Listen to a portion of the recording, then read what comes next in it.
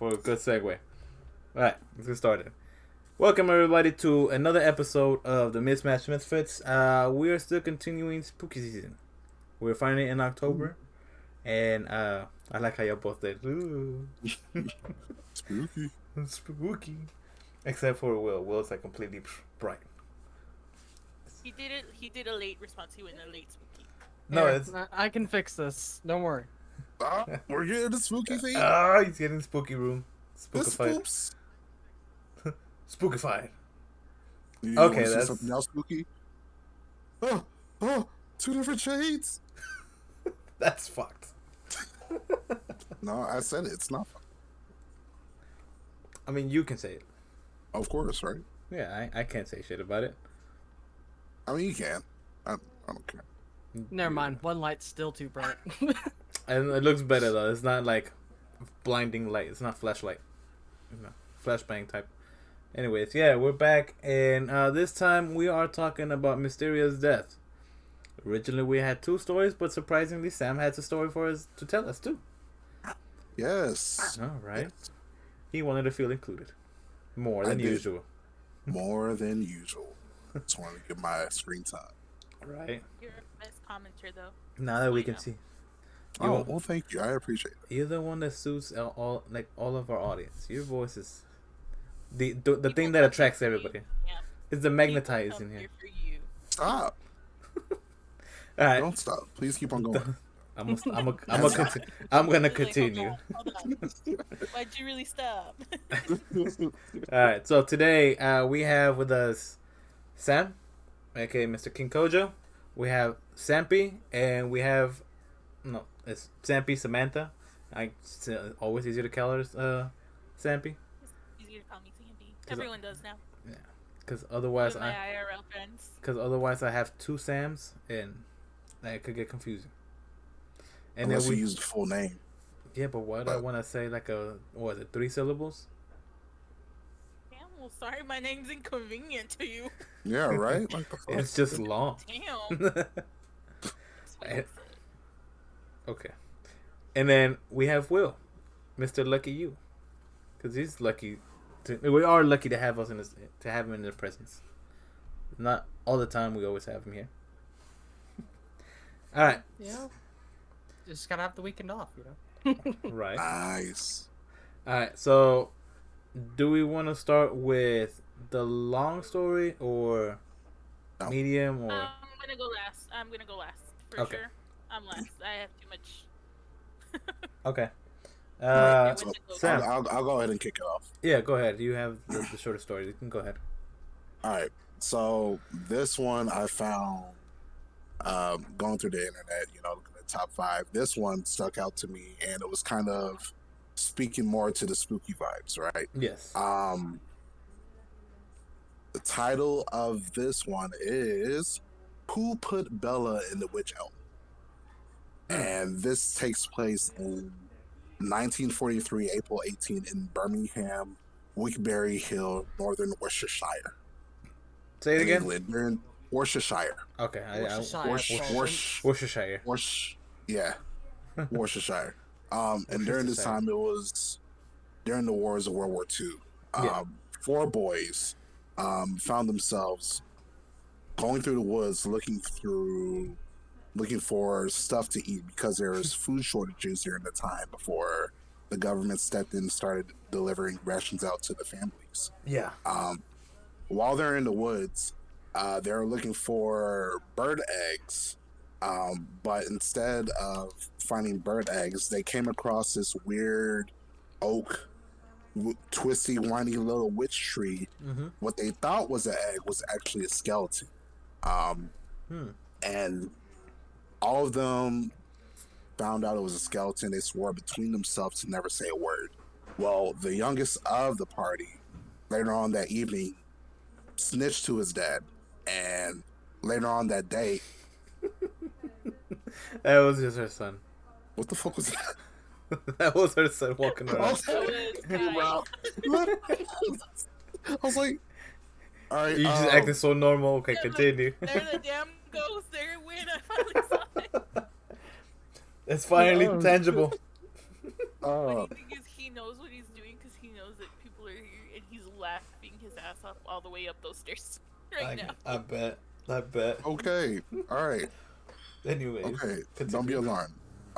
Yeah. So the youngest boy alerted his dad, Yeah. and the next day the dad called the authorities for them to check it out. Yeah. So after they looked into the tree, they found a full skeleton stuffed within the tree. Within the skeleton's mouth, they found a cloth. Yeah. They found 2 shoes. One shoe that was tied, that was still in the tree. Another one a few yards down. Yeah. A gold ring, and another. I forgot what was the other thing that they found, but they found all this to find out that it was a person of 5 foot, a woman that was probably dead for about 18 months. The person really didn't have a name during that time. They just went down the missing reports to find out who it was, who could it be, and still unresolved to this day. A year later in an abandoned building, they found the words, "Who put Bella down the witch helm?" showed up in chalk in an abandoned building. The authorities came up to it and they saw it and started doing research, seeing who was Bella, putting out reports, seeing if anyone knows of a Bella, whose name. And then again, later on, a year later, it showed up in houses across the street. Who put Lou Bella down the witch helm? So now the authorities are kind of reopening the case. They're doing research. They're trying to figure out who's Lou Bella, who's the person that is writing on the graffiti, who's really doing this. Yeah. Later on, they just found out it was just some homeless guy that was causing a prank. He really didn't know anything about what was going on, but he was just starting shit, Yeah. And they were saying that since it was such a small town, after they found the most exciting thing that they found during the war was a skeleton, and then it died down. They're just trying to get that hype back. You know what I mean? Yeah, just trying to get back into the media. Exactly. Just trying to get like, oh, what's going on? Oh, this is kind of exciting. Let's keep the excitement going. Yeah. Yeah. What else do I have? During that time, the forensics reports said that there was no disease, there was no marks, no strangle, no signs of harm done to the skeleton. Yeah. But because of the cloth, they found it real weird that it was just stuffed within the tree. And the fact that there was a cloth inside the mouth, they kind of ruled it to like a asphyxiation or suffocation during that point. And to this day, no one really knows who that person was, how they ended up into that tree. But there are a couple theories that are going around. I forgot to put the last one, which was pretty cool. But one of the theories was Bella was part of the war raids that happened in Birmingham. And while she was escaping, she was attacked, gagged, and stuffed into the tree.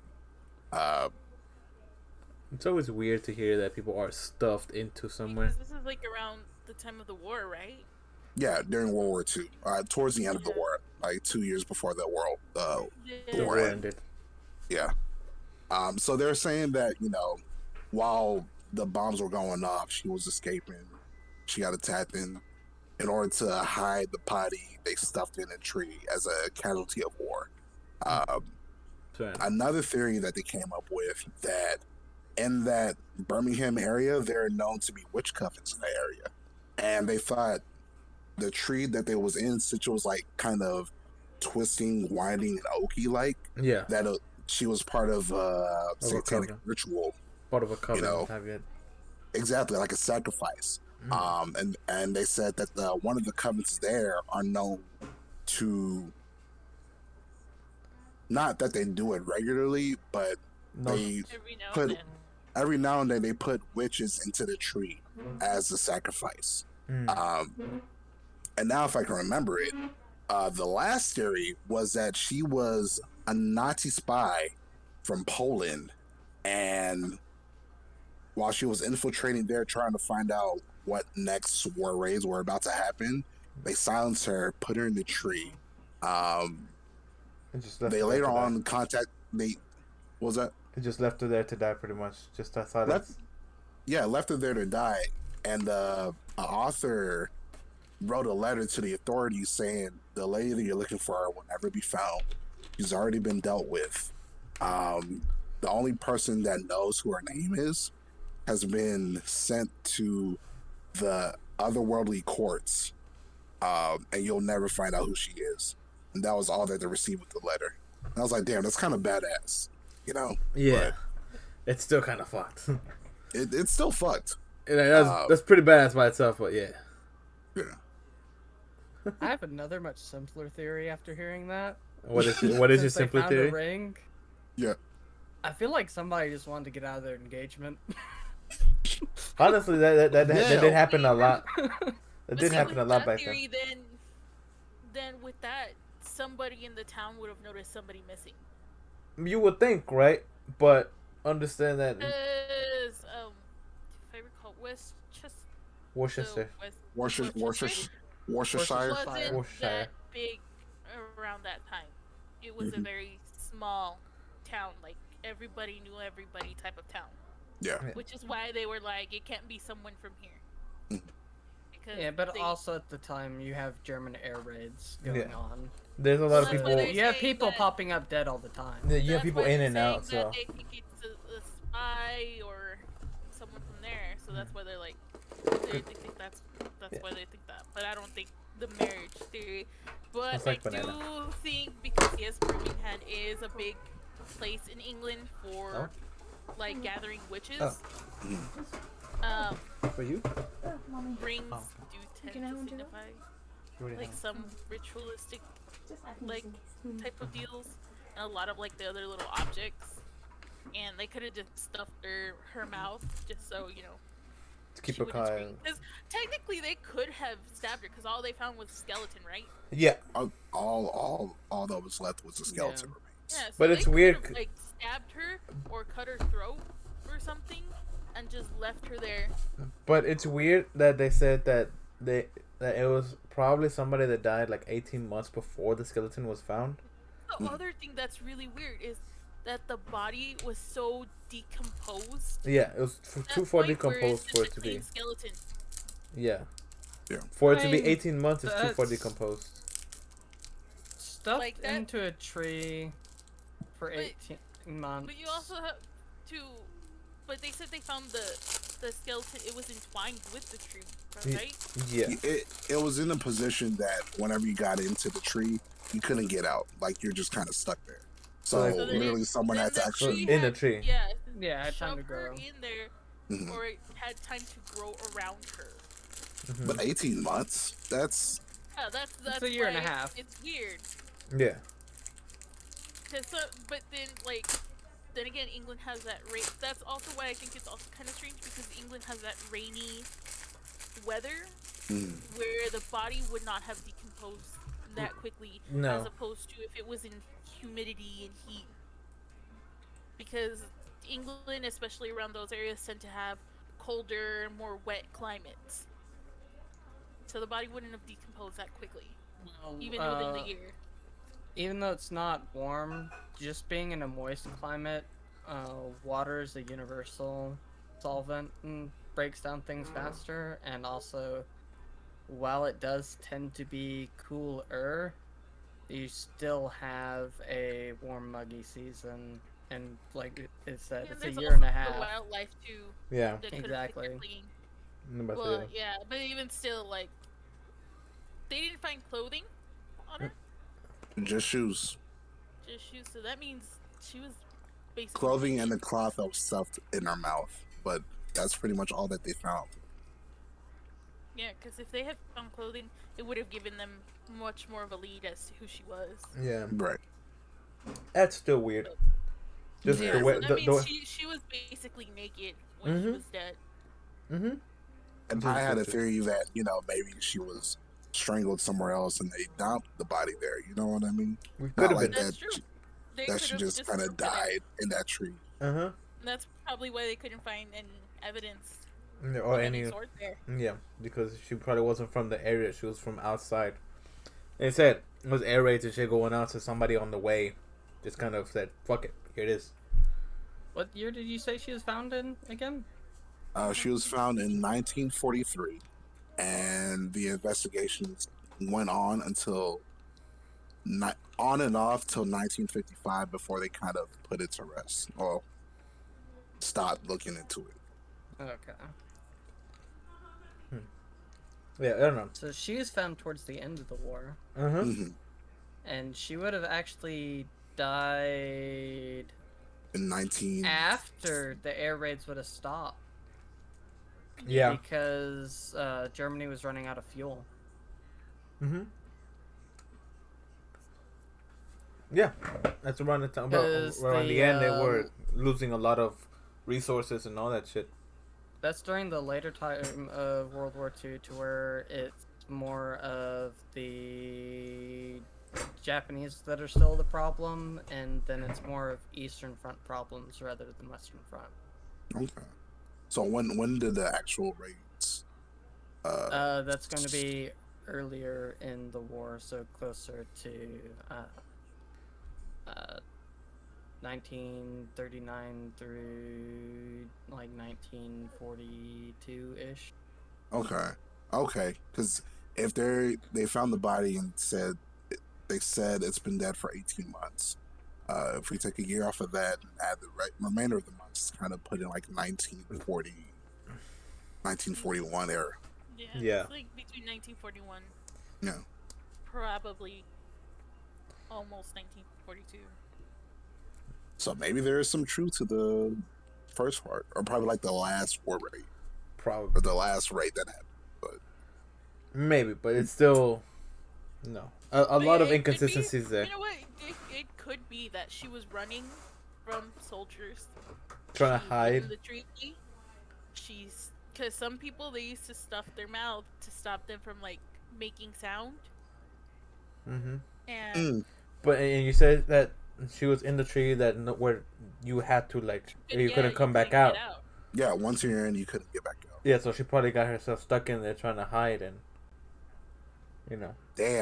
Damn. You gotta realize how sucky of a death that is. Yeah. Like, oh shit, I'm stunned. I can't.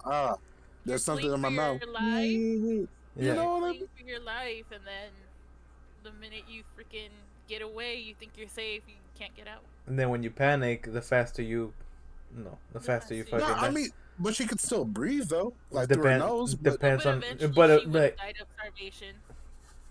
starvation, and even then you could have Even depending on then, how or much she could've cloth just had a panic attack, like so severe, it Mhm. killed her.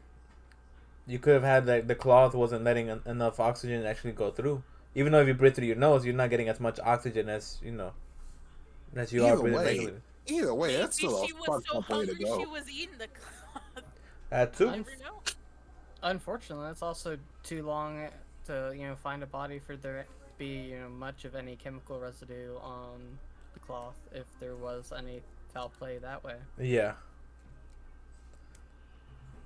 It's all fucked up. But yeah, N- that no. is the unsolved mystery of who put Bella in The witch elm. the witch elm. You forgot for a quick second. You damn right, because you tripping out all the ways it could have died. You tripping out all the ways that this person could have died. It played off the scary anticipation, but you had to go and call him out. I'm sorry, but it was plainly obvious. hey, first It was time painfully telling obvious. stories, it's cool. It You was know? Yeah, no, it's cool. It's cool. It's fine. You did good. You did good. There's a lot of pretty good theories. Oh, thank you. I appreciate it. Claps all around. What? All around. Get it? God, Alright. That's fine. He's your best friend. It's fine. You brought him here in the first place. no, I did, but you. I continue it. You encourage Yeah. him. I'm sorry, I converted him over to puns. My bad. Yeah, no. I was like, it hurts. Yeah, I heard Sampi yesterday too. It's fine. It's my source of joy now. The rest Okay. of the night after that, I was like, She nope. hated Agent me. was getting so mad because I wouldn't go and help him, and I was just like, nope. She hated me. I was Good like, thing was he's good thing fine. was towards the He's end got too. it. He's Sam, like, he's got it. You let him force me to play Fortnite. Yeah, So that's true. I subjected him to the Oh. curse to cause pain to everybody else at once. How's that my? No, that's All right, Paige. I have David paid. asks us all, and we always tell him no. That's true. They do tell me no. They want to go play other shit. I was like, okay, like Mhm. Overwatch 2. Ugh. We like playing spooky shit. Now. I only got Overwatch 2 to work. Now I just have to uninstall it and reinstall it. I'm so happy about that. Mine God. worked yesterday after like 6 error server. That's two. That's one error served too many. So bad. Anyways, all right, my turn into the story. And this time we're sticking over to that side of the world. We're talking about Russia. So, this is gonna be the incident. Is this story is called the Dyalov Pass incident. This took place in 1959.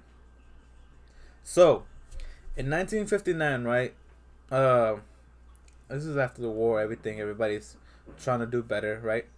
These it was originally 10 college students, right? There were level 2 professional what is it? Hikers. They were level 2, and that's pretty up there. And they wanted to level up to they wanted to be professional level 3, right? They had to do one more serious climb. So, it's group of friends, 10 hikers, wanted to take that trip. They wanted to be like, you know what, let's just go. Their destination was the Northern Ural Mountains. URAL. Northern Ural Mountains. That was their destination. This is in February, January and February. So you can imagine the type of climate that it was. Snowy, very cold, It was bad. It was bad, right? So so this whole group of friends were now, of course you have they have a leader, a guide, someone who has been more knowledgeable of these, of taking hikes, taking trips to mountains, all that good stuff, right? Well, when they started the trip, they had one of the members was sickly. Like, he would get sick easily. He had diseases prior, and right before, they hadn't even started yet. They were barely around the beginning, like just getting there. He started having muscle spasms in his legs, and he just started feeling bad all around. So he said, "You know what? You guys go ahead. I'll sit this one out." So he went back, right? And he was waiting for, their messages or telegraphs, whatever. Whenever they made it to the top and they made it back down, right? So on February 26th, right? So they took on February 1st is whenever they started the trek. Whenever right after the guy, the 10th member left, leaving the 9 behind. 7 men and 2 women. They waited till February 26th. He waited until February 26th. He had gotten no response. He had gotten no telegraph. He didn't know anything about his friends. So he called up, everybody there, the police, everybody there that usually handles that stuff, so they can go looking for them, right? Mm-hmm. They were found, right? And they were found in the mountain. They weren't even high up. They weren't even high up. They were midway through the trek. They weren't even anywhere near their goal. They were, matter of fact, their tent was found 12 miles on the wrong, to the wrong direction to where they were supposed to go. They think that maybe they encountered some kind of heavy snowstorm. Maybe they got lost, something, right? Yeah. But they had found a tent, a very large tent, right? Which is where they made it. But this is where the story gets even weirder, right? So, when you exit the tent, you have your door, whatever. Especially back in the 50s, you had your little I don't know if they had zipper doors back then, but you had the little flaps that open up, good to go in and out, right? I would assume they would have zipper door or zipper flat entrances, entrance, And zippers. probably, or at Yeah. least Velcro, you know. So however it is, they would have the door, and if something was to happen, you would think that damage will come from the outside in, right? And you can Mhm. tell when something's damaged from the outside in, right? Like if you rip a cloth from one side, you can tell from what side, the blade was coming from, right? Depending on, forensics know, depending on how the cut was made, all that stuff, right? Their campsite was found completely in shambles, destroyed, just horrible. And the forensics found it cut from the inside. So the tent had been cut from the inside. And there was no bodies found in that area. There were no bodies found in the tent anywhere near the campsite. They were just gone. What they did find was a trail, right? They found trails, they found footsteps. You would think that, if something was to happen, everybody would be scattering, running different directions, right? Because, again, if something was to scare you so bad that you had to rip your tent from the inside, try to get out, everybody would be running in separate directions. No. These footsteps, this trail, was in unison. They were marching one way, right, into the woods that were nearby. So, this is where I gotta look at my notes. And it was weird because when they looked at the tent, everything was still inside. The materials were still inside. They had left everything behind. Some of them had left with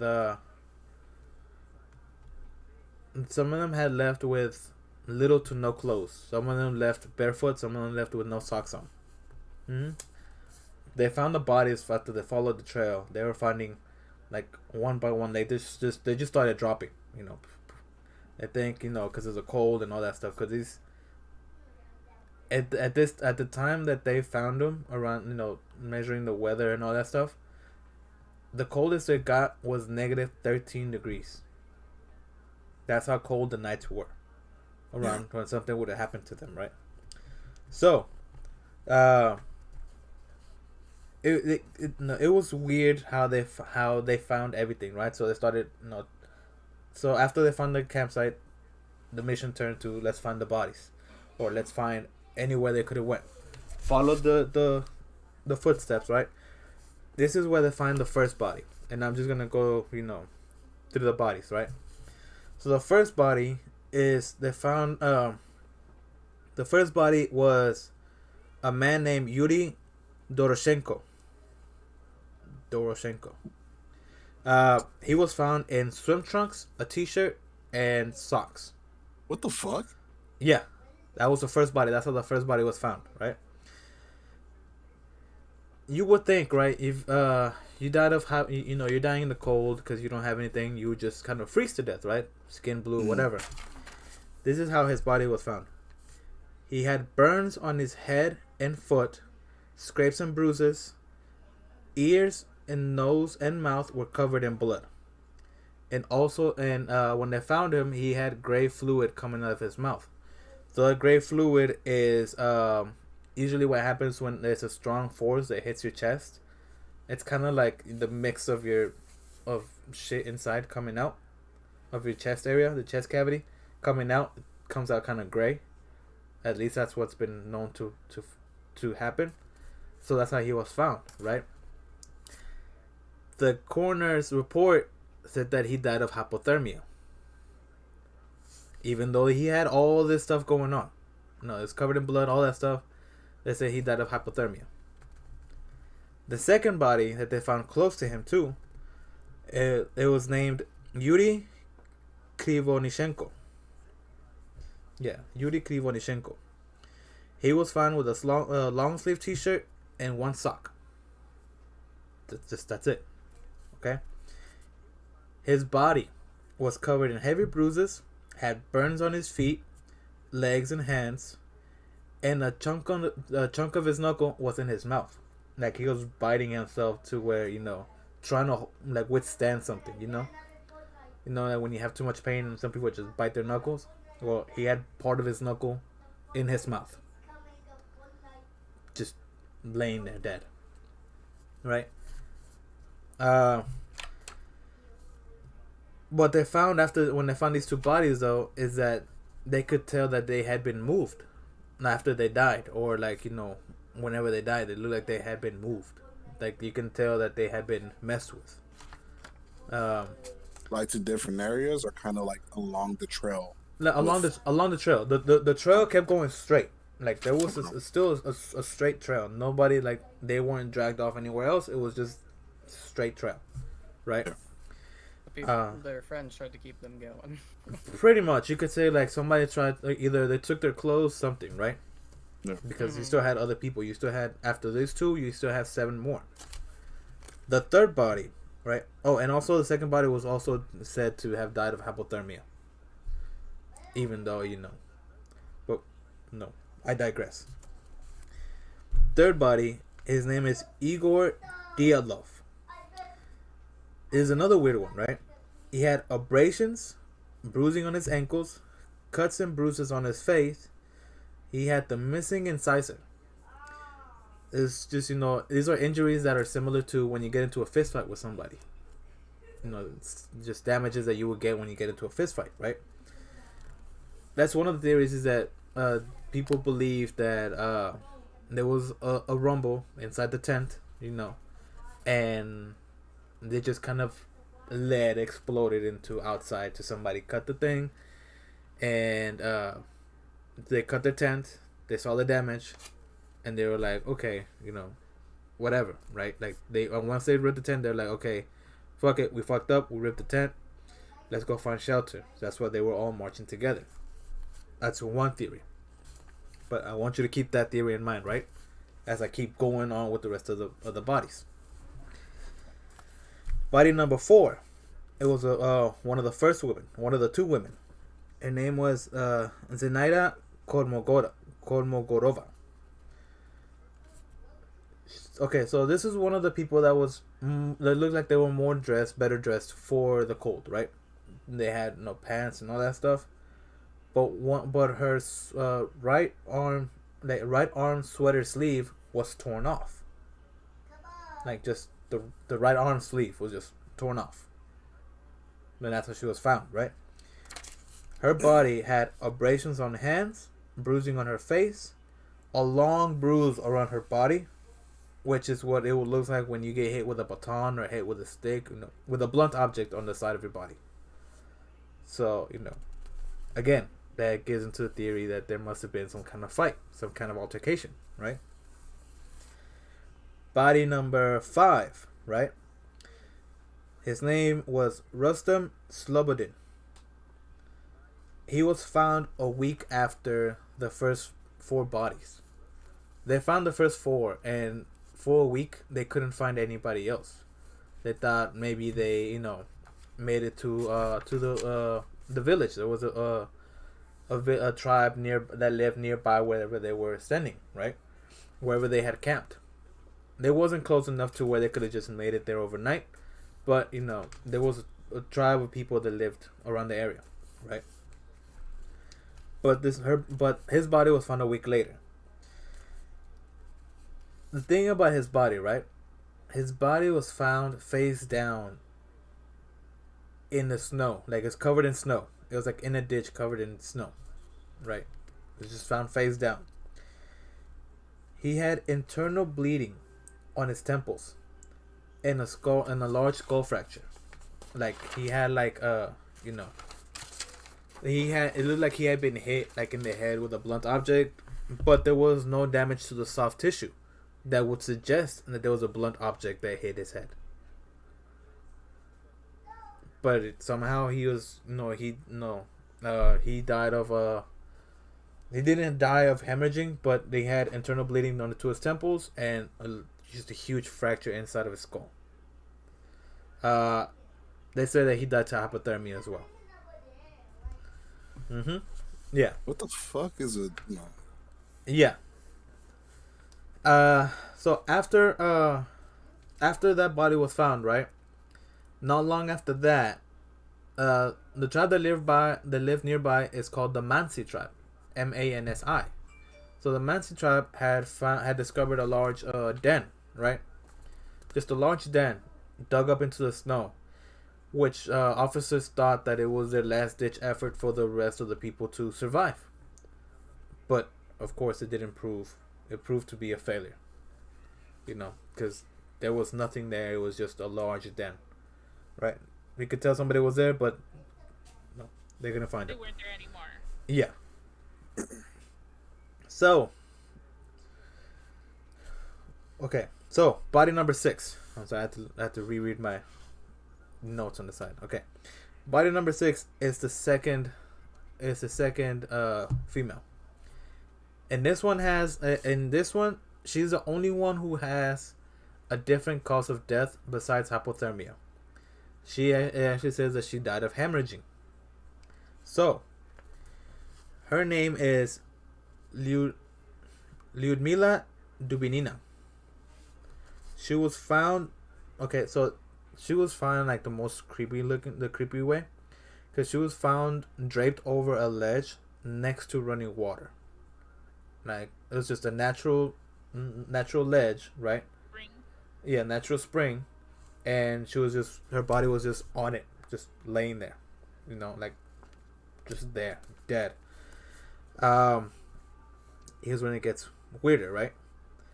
She had missing lips, mouth, and missing parts of her cheek, so where you could see the bones, you could see the teeth on the inside. She had their whole lips and mouth gone, and missing part of her cheek. Not only that, she had also 10 broken ribs. She had massive hemorrhaging in her heart, and she was missing her eyes and her tongue. That's how she was found. Just completely mangled. But again, to the ribs and all that stuff, it didn't seem like there was any damage to the soft tissue of these people. Like, it's just somehow like gone. It's like just like it was cleanly taken off. Yeah, like they were just like completely just removed, which is like, it was confusing for people, right? So what's it, number 6? Okay, body number 7, right? Body number 7 is, his name was Semyon Solotaryov. Yeah. So these last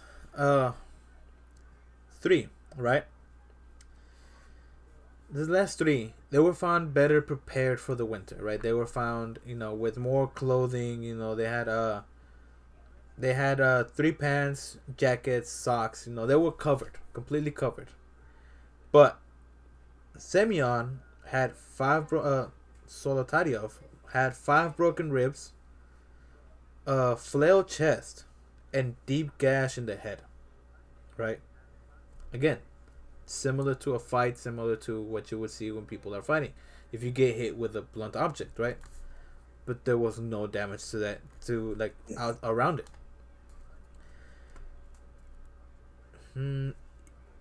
Okay, he also had a missing eyebrow, like a missing, not just like the hair, it was just missing the whole skin towards exposed bone and muscle.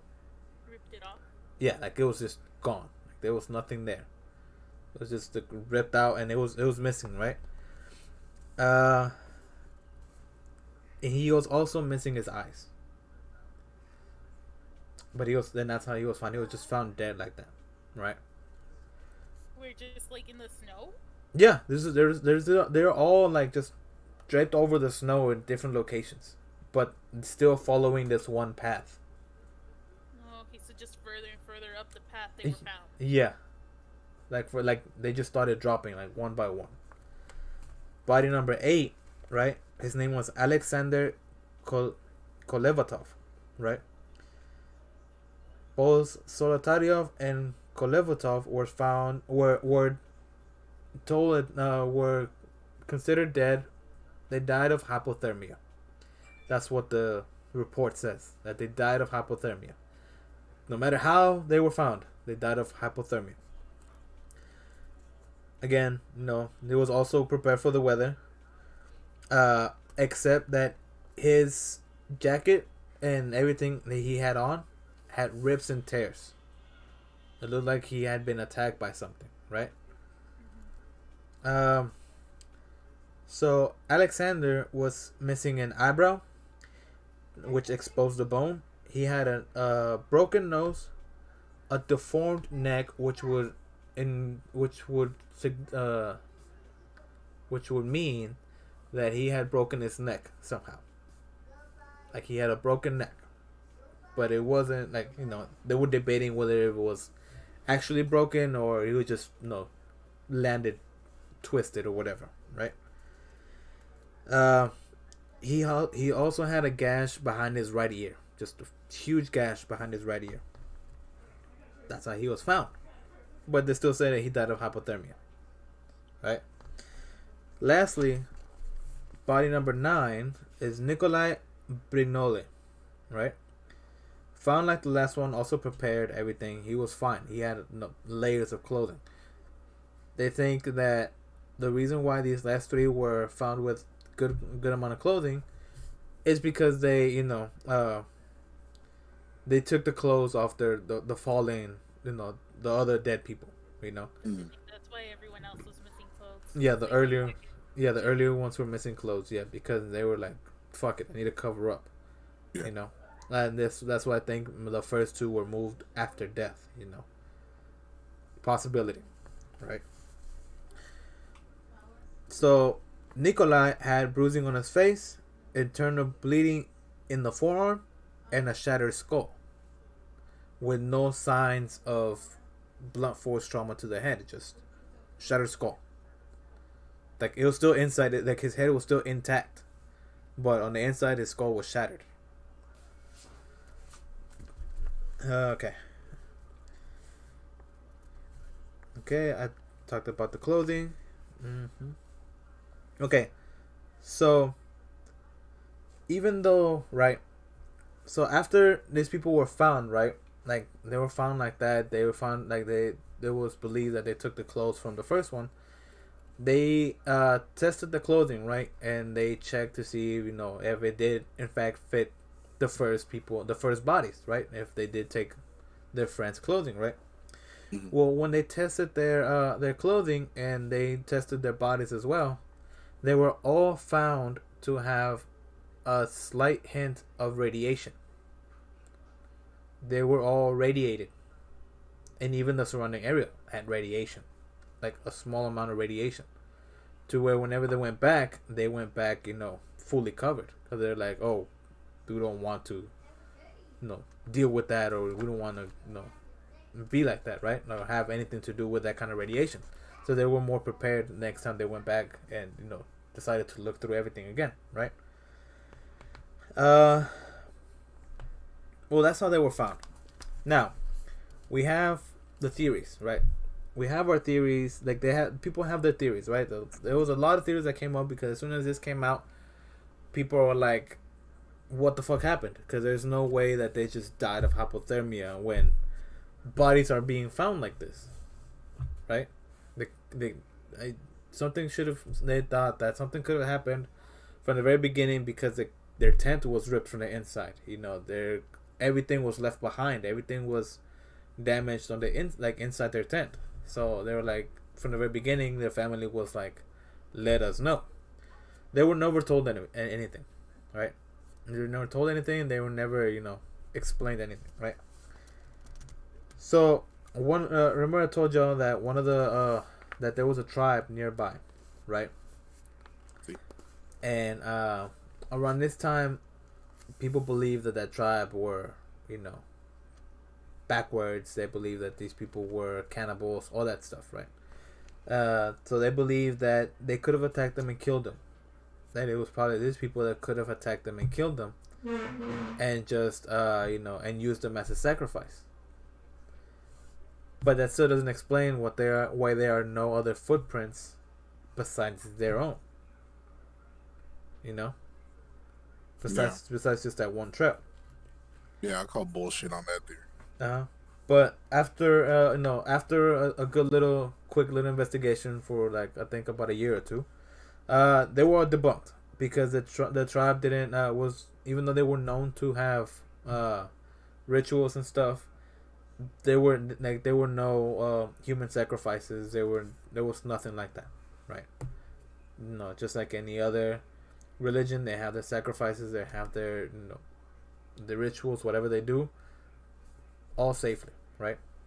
They all have their belief, but everything was fine with them, right? It was just they wanted to use them as a quick scapegoat to be like, oh, they did it, so they can have the rest of the people just hate them. There's also that prevalent theory that it could have been an avalanche, that an avalanche had taken them out. Mm-hmm. Not like that, no. Yeah, I I don't agree with Let's the be avalanche honest. theory, because even still they'd be buried, yeah. especially with the weather and how cold they said it was. Mm-hmm. Okay, so I looked into that, right? And they said that the way they set up their tent, right?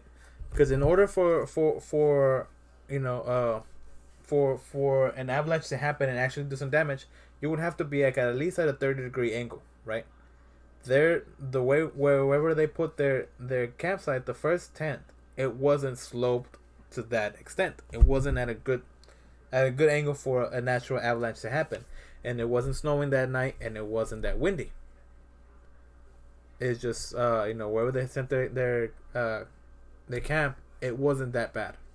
So they're like, there's no way, but they still sticking to that theory even today, because I think not too long ago there was a more study on that, on where their camp was set, because of they're like, well, we have to explain this somehow, right? We have to find out what happened. They said, oh, wherever they set their tent, they must have carved out, a flat area, a flat surface, and this flat surface, right? Whatever wind was happening up on top, like higher up the mountains, ended up dislodging or cracking a pile of snow, a slab of snow. So the slab came down, and you do a slab heavy enough of anything, it's gonna cause some damage, right? And that's where people were like, oh, this is where their injuries come from. This is where they're bruising, and the guy who had his chest compressed and all that stuff. That's where these injuries could come from. And they're like, oh, and anything else like gashes or whatever, that's the wildlife. But a wildlife putting a gash into it, like I can understand, the lips, like the lips and the cheek. She was face down in the creek. Mm-hmm. It could have just been run off. Yeah. Or like wildlife picking at her. Well, people do some pretty insane stuff to ignore pain and cold. Mm-hmm. But I mean, That's what I thought about the second body. Him biting down on the lip. Yeah. Or his knuckle. Yeah, like once you're that cold, you don't feel anything. Yeah. So, and even still, with because of how cold it is, that could have prolonged their injuries from killing them at the same time too, because it does naturally slow down that internal bleeding. Yeah. That's what like a lot of people say that if you have internal bleeding, it's best that it's in the cold, because that's what'll like save your life. Okay, well, yeah, these people didn't. No, these people apparently died, within hours and stuff after the fact, right? But this is one thing that they're still testing. They're still trying out. People don't believe that shit. They're like, hell no, right? There's another theory, right? Of course, here comes the Bigfoot people. They're like, oh, it's a Yeti attack, which would explain gashes and stuff like that. The shattered skulls, all that stuff. But it's like, why there's still no footprints on there? Oh shit. So Snuggles follow. technically, Thank you, Snuggles, for the follow. You scared the shit out of me. there was footprints found, but the Russian government government decided it wasn't anything. It was just a passing by bear. Mm. Because when I first originally A heard this bear. case, they took they have photographs of the campsite. Actually, Who investigated these photographs mhm. have found footprints Yes. that don't belong to the hikers in the photographs. Mhm. And So they're like, this doesn't belong to the hikers. Who does it belong to? And the Russian government was like, what are you talking about? There's no footprints there. At first, Yeah. they were like, remember, it's the It- Soviet it- Union yeah. at this time. yeah, they're like, there's nothing there. There's nothing there. What are you all talking about? Yeah. So there's And also then eventually they I- just changed it to it's a bear. yeah, We have bears in Russia. It's a bear. yeah. Actually, Oh, it's uh, Russian bear. That's caused Big attack. Russian bear. actually, all the hikers had cameras and video cameras, so there are like the photography, the pictures that they took is actually of them. So like okay, we're gonna look at some of the pictures that I put here on the Discord. You could see And any other thing, this is for educational purposes. We are aware that these photographs can be disturbing to some. Just a warning. yes, That way we don't get in trouble. yes. We do need to put a warning out there. Okay, thank you for the trigger warning. I keep forgetting. So these pictures right here that Sure, you you go see. to therapy. Stop. So these pictures that you see here, right? The first picture with the campsite clearly under the snow. That's how the campsite was found. Like the campsite was found completely destroyed, just like this under the snow. The line of people that you see here in skis, that's them. These are pictures that they took themselves. The den right here, everything, this is them. These are all pictures that you see here of them. Now, the last picture is the one that's going to be a little stronger. And that is the picture of the girl that was found next to the water, draped over the ledge. You can see here she's just there, frozen, just laying there face down. Like, and this is a picture they took once they found her. I mean, you know, they have cameras. There's also a picture that I forgot to post on here, but there is a picture that that the captain, the leader of the group, took of the forest around him, because at some point they people believe that they thought that they were being followed, and just like our famous Bigfoot picture, there's a picture that they took of in between the trees where you see a big person walking through the trees. Like there's somebody there walking in the distance through the trees, just swinging like at a distance from them, just swinging their arm, kind of looking around. It's freezing cold. This is an advanced hiking trail. Exactly. Like, you have to have proper knowledge of this area In order for to you, hike through it. yeah, because they wouldn't just let anybody hike this. Like they were taken in a truck to this area. Is the place where they ended up in the mountain where they ended up in is called Death Mountain. That's what the Mansi people called it. That's what the tribe people called it. They called it Death Mountain, and that's this where they tribe ended up. also believe there's a yeti out there. Like Yeah. they believe like there's a monster out there, and that's one of the things that they told the investigating officers Mhm. was that there's a creature out there. It's dangerous, which is why the people didn't want to go, Mm-mm. because they initially were like, "Oh, well, you guys know the area," and the people were like, "We're not going out there." Mm-mm. Not And- happening. Yeah. Like, hell no. we're Not as going out there. not as far as the original hikers had gone. Not where they're They were like, we're not going out there. yeah. There's like no, that's too far. But the large den that they found, yeah, that's well within the area of where they feel safe going. So before they went up, right? There's another theory. Before they went up to the mountains to start their hike, right?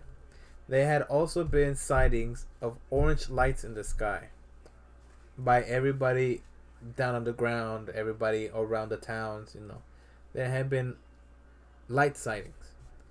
And there's also another area where people believe that there's aliens coming by and visiting and all this stuff, right? which um, people believe that that's also why they took a detour and they went like further off than their intended route because they thought that yeah they want to follow the lights.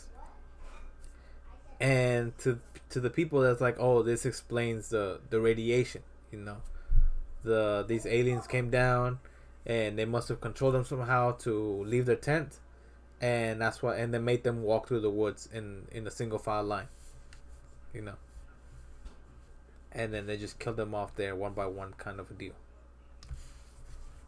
That's just the you know, a couple of theories that exist.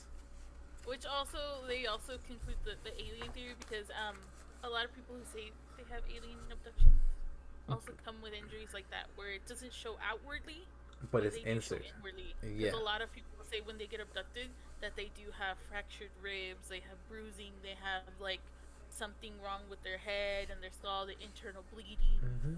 And now they say also that all of the shattered skulls and all the broken ribs, the way they were broken is not in a natural way. That in order for you to break the bones in this manner, you would need a lot of force, more than a single person can, more damage than a single person can put out. No matter how big you are, that's not how much force someone can put out. So If I recall, I think it was compared to getting hit by a semi truck head on. yes, that's how they. Damn. Mm-hmm. That's how bad the damage was to, like, the shattered skulls, the broken bones, all that stuff. It was that bad that they were like, yeah, no one person can do this. I'm surprised that they managed to live through those injuries because those injuries would naturally kill somebody. On the Yeah, spot. it's pretty insane that they were able to walk Mm-hmm. at all, much less that far. Yeah, it took them about 4 weeks for all of them to be found. So like the search concluded sometime in March. Once they found all the bodies, but you know, theories and everything kept on going for like years after. Because they're like, exactly how did they really die? You know, what really happened? Because there's no way that you can just find bodies like these and say, oh, it's just hypothermia. Like, no, you know, people know hypothermia, and people around the area know hypothermia. That was not hypothermia. The Russian government for you. When you're looking at all those signs, hypothermia wouldn't present that way. They would have frostbite, and a lot of them didn't. Mm-hmm. Like, I thought that's a what lot the of burns on their foot were. No, No, there was actual like burn. They actually checked compared to it to frostburn because frostburn and normal burns you can Tell the difference. And no, they said this was like fire burn, Mm-hmm. not. Frostbite Yeah. actually tends to present internally to externally, Yeah. And these whereas, were external. yeah, These were external. Like somebody took like a torch and just lit Burned you. their flesh on fire. Mm-hmm. Now, for the like around the earlier bodies, around the first bodies, there were like little what looks like to be like campfires where they were trying to survive, where they're trying to stay warm. Because I think two of the bodies were found around near a campfire. Yeah. If I remember, two of them were found. I think it was the fifth and sixth body were the ones that were found. Like they were only a few feet away from a campfire, and they said that it had been recently lit when they found them. Okay, I didn't see that, but the reason why I say that you know, that why the fire was very prevalent, because they also say that a side effect of hypothermia is or one of the effects of hypothermia is your mind is so cold and so you start to get confused about what's going on, so you enter a somewhat state of psychosis, to where instead of cold you feel hot. So people start to, you know, take off their clothes because you feel hot. But they, you know, and you start to like undress, and your body starts to, you know, kind of give up. Pretty much. yeah. and they're like, maybe this is why these bodies were found without clothes. But the bodies that were found without clothes were also found around campfires. With the campfires, they saw that there was campfires around, so they're like, no, there's no way that this could have happened because it looks like they're actively there, trying to stay warm. Yeah, they actively found ways to stay warm. Yeah, If they're in the forest, they can build fires. I mean, the wood's gonna be a little wet. yeah, But again, these are seasoned hikers. These people are prepared for these. That's what they also found weird. These people are prepared for these natural events. like incidents and stuff like that. So that's where they're like, how did these people die of hypothermia? These people are seasoned, athletes. Yeah, Were they found going down the mountain or? no, just completely. It was just complete parallel to the mountain. Straight path Yeah, Okay. around it. like they didn't go up or down. It's straight in the same side of the mountain. Like they just like they didn't go further up and they didn't come down. They were So they started like they were going up and then just went straight. uh-huh. How far were the bodies spaced apart when they dropped? Or did it say anything like that? There was It does. there were hours like you can tell that they were by the way that they were scattered. You can tell that they died hours apart from each other. So So, like one would walk for like an hour or two and then die, and then the next one and the next, and So that so order. pretty, yeah, like a good 2 or 3 miles apart, Yeah. assuming. Assuming depending on how much they were walking and all that stuff, but they were a good, again they're athletes, so they can walk pretty far. yeah. Mm, Again, but remember, they were also fucked up. You No. know, But it's they, kind of but like at that point, they don't feel it Yeah. because of the cold. It's possible they couldn't even feel it, and especially if they're not mentally there. Or if they're running from something, that adrenaline's not gonna let you feel that shit. adrenaline's not gonna let them feel it. They're gonna keep going. Remember, these people were level 2 hikers, level which is like damn near like they were going for the level 3, which is like you hit level 3, you have a mastery of hiking. Whatever the hell you want. Yeah, You can climb rocks without rope if you want. yeah. That's when they let you in anywhere and everywhere. They don't question you for shit.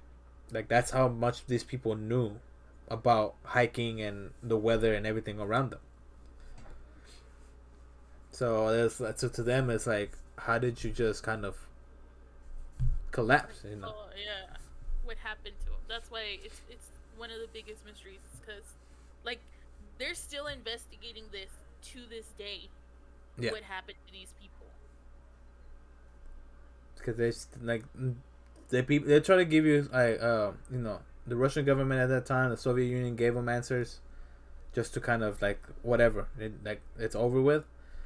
The Russian government gave people answers like, okay, it's over with, but there's still a lot of people and families that were not satisfied with, of course, the answers that were given.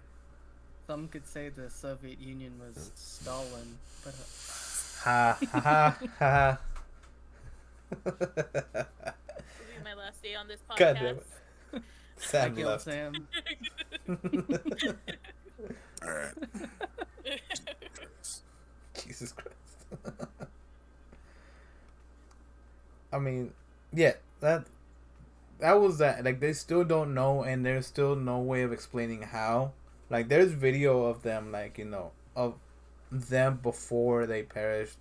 That's how they know, like, what happened and what they saw, because these people had cameras. Like, they had full cameras. They were, Pictures and yeah, they had. Apparently, the government still hasn't released a lot of the footage that they found on those cameras. Mm-mm. Like that, they just refuse to release it. Yeah,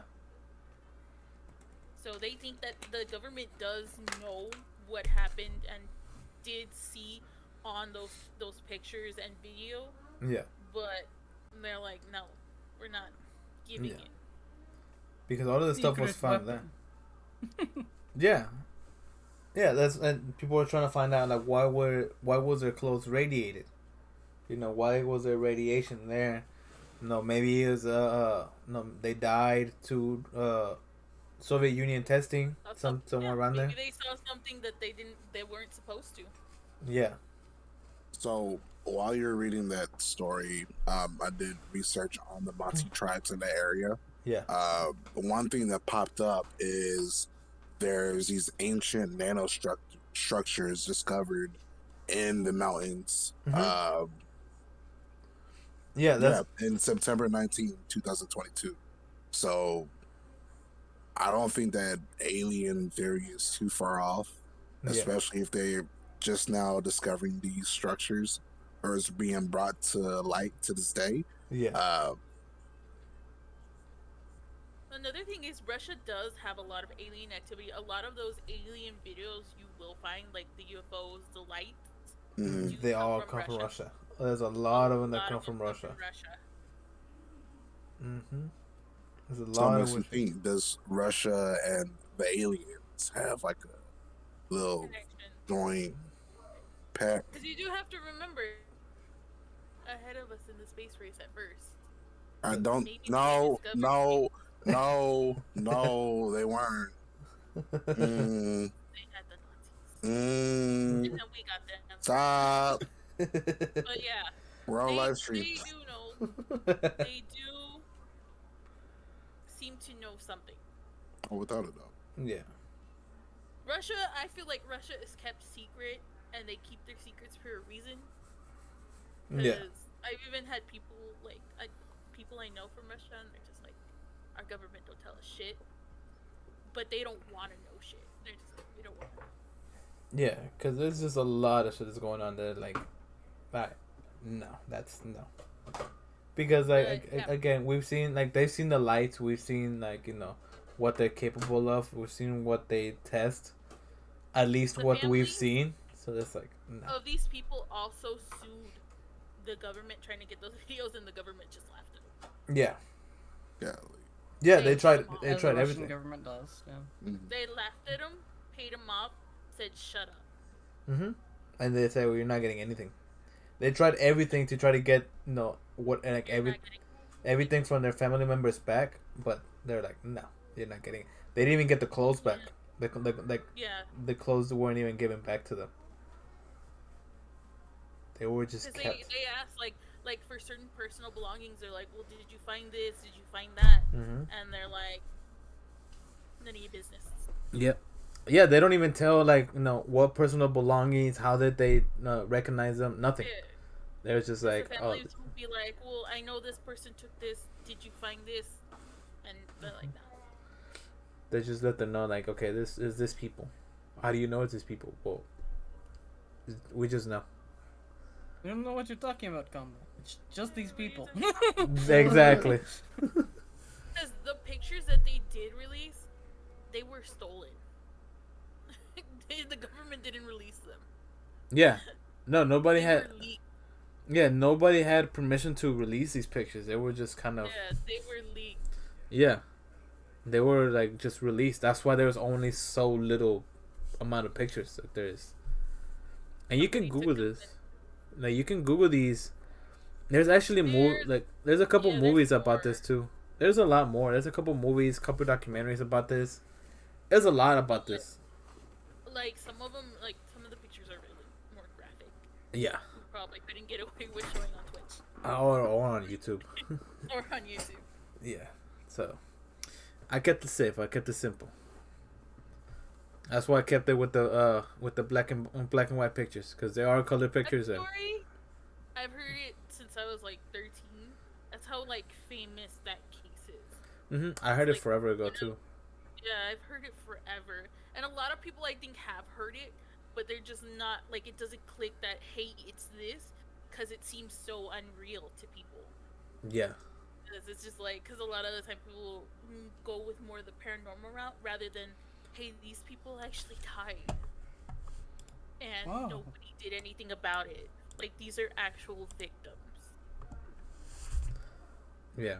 It just so happened to a lot of these people were just kind of, they just let them die. They're like, okay, sure, what happened, whatever. A lot of them made it seem like, oh, it was just an accident. Like there was no accident where all this shit went on. There's a Even lot in, of like, mysterious ways. even in more modern days, like the families have asked, can we please exhume the bodies and things like that? Like with more technology that's come out, that now we can do that, where we can exhume those old bodies and try and see if we can find anything, or like give us the evidence so that we can figure out if there's anything we're missing. And Russia And the went, Russian government, what no, bodies? What Yeah. bodies? because the bodies weren't given back to the families. No. Russia went full Debo. What bodies? Never mind. Yeah, they're your bodies. They completely were just like, there's nothing here. And I think that it wasn't like until like a couple years after that people were able to go back into the mountains. They completely shut off that mountain, that like the whole hiking trail area. If you look now, a lot of like places, like even the History Channel used to send a lot of like their, because you know how they do those investigation shows, Mm-hmm. Discovery Channel and History Channel. They've actually sent people up in that path, trying to find clues and trying to Replicate in a way. replicate to see what could have happened. And they're like, whatever they're talking about just doesn't make sense. Mm-hmm. Like, and they do say that trail is very eerie. Like, you just don't get good vibes on it. Mm-mm. And it's extremely complicated to get up there. It was extremely hard to be up wherever their tent was. It wasn't an easy way to just get up there and be like, oh, okay, I'm already here. This is like, oh, like no, it's in the middle of the trail. You just kind of step off to the side and there, make a tent there. No, like they traveled there. Like they had to make their own path to these areas. Because it wasn't just like, oh, I could just step off and here it is. Like, no, not at all.